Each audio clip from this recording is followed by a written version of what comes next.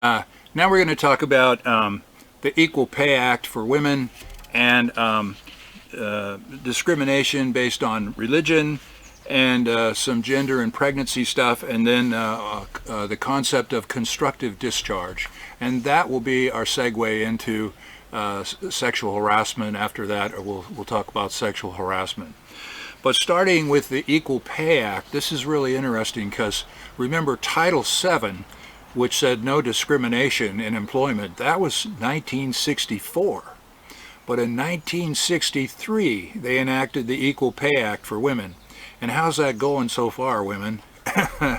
As you know, the statistics show that women are still not being paid as well as men for the job of equal challenge.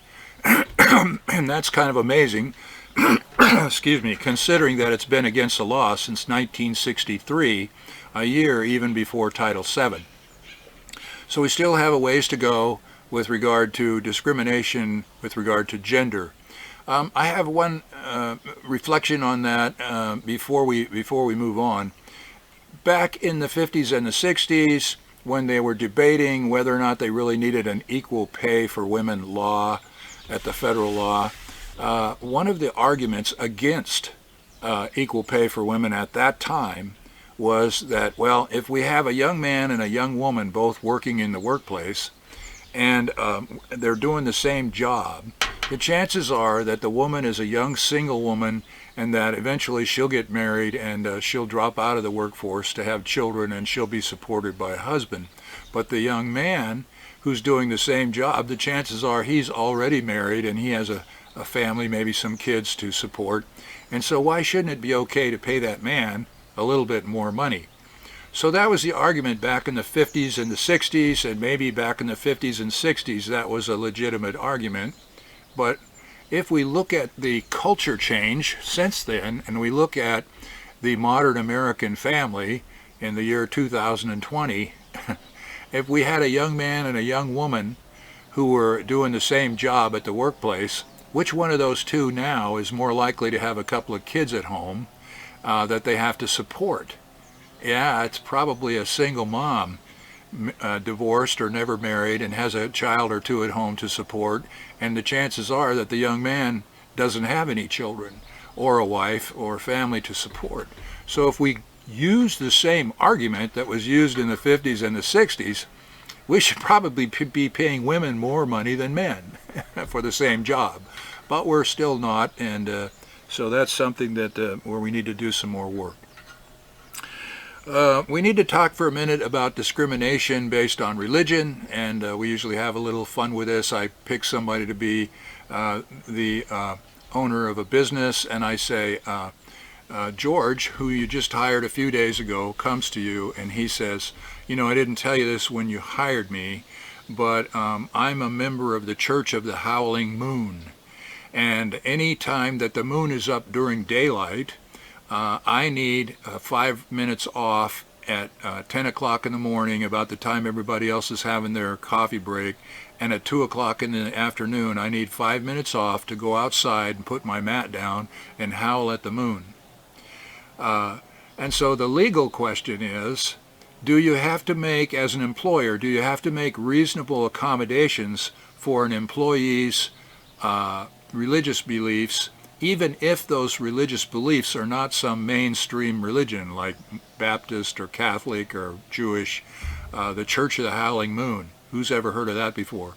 And the answer is yes. As long as that employee's religious beliefs are sincere, you must make reasonable accommodations for his religious beliefs. So you would probably have to give this guy his 5-minute breaks to go out and howl at the moon. Unfortunately, his coworker hears about this, and he comes in to see you, and he says, well, hey, I'm a member of the Church of the Six-Pack of Beer at 10 and 2, and I want to be able to have my 6-pack of beer in the morning. Probably not a sincere religious belief, so you may not have to accommodate him.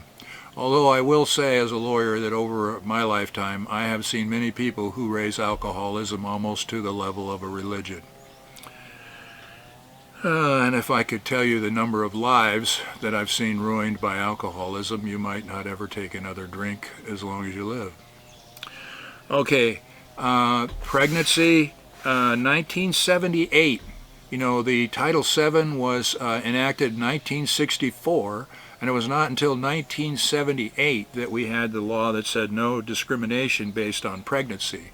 And before that, what would happen is, if you were a young woman, you'd come in to see some cranky old business owner like me for a job interview, and I would say to you, I need to know whether or not you have any kids, and I need to know whether or not you're pregnant and whether or not you intend to have any kids. Because my experience with working with employees has been that women that have children are an administrative pain in the neck. They need time off all the time to go to their parent-teacher meetings, and when they have a sick kid, and it's just a lot easier for me to hire a woman that's past the childbearing age or that doesn't want to have children. And that was your job interview back before 1978.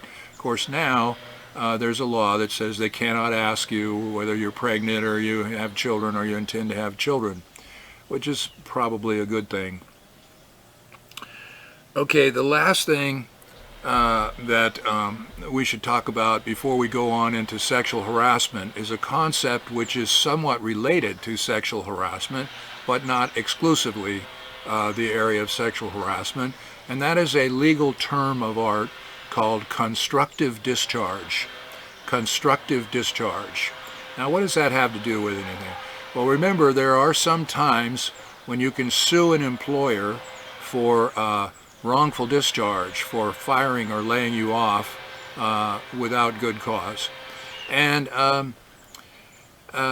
one of the problems with trying to sue someone for wrongful discharge is that if you quit as opposed to being fired or laid off, you cannot sue for wrongful discharge because you weren't discharged. You weren't fired, you weren't laid off, you just quit. So if you quit and then you want to sue your employer for wrongful discharge, you're out of luck. You cannot sue him for that because you weren't fired or you quit. There is, however, one exception to that rule in the law, and that is if you were being harassed or discriminated against, whether it be sexual harassment or some other form of discriminatory harassment, if you were being harassed on the job so badly and so repeatedly, and it says requires a repeated pattern of bad treatment, if you were being treated badly, so badly at the job and repeatedly mistreated that you had to quit. You were driven out by the harassment. You had to quit to protect your mental or physical health. Then we say, well, even though you quit, constructively you were discharged. Constructively you were fired because you were driven out by the harassment. And under those rules, we have what's called if we have what's called a hostile work environment, a hostile work environment, and you were driven out by the hostile work environment, then you were constructively discharged, and you may be able to sue for wrongful discharge even though you quit and you weren't fired.